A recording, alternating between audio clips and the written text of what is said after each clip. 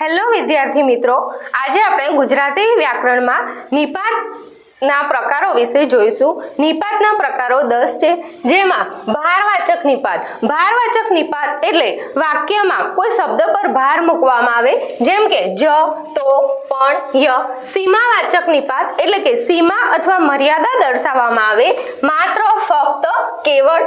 વિનયવાચક નિપાત એટલે કે વિનય દર્શાવવામાં આવે, જેમ કે જી, સાહેબ।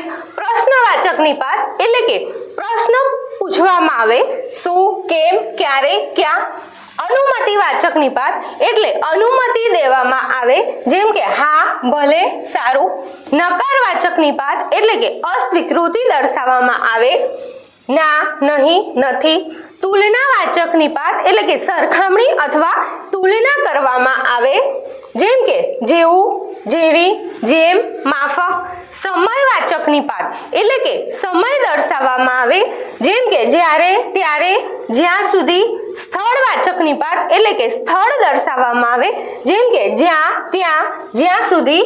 પ્રકીર્ણવાચક નિપાત એટલે કે કોઈ વાક્યમાં વધારાનો અર્થ દર્શાવવામાં આવે, જેમ કે ને, કે, હા, તો, ખરી। ગુજરાતી વ્યાકરણમાં આ પરીક્ષામાં ઘણીવાર આમાંથી પ્રશ્નો પૂછાય છે। Thank you.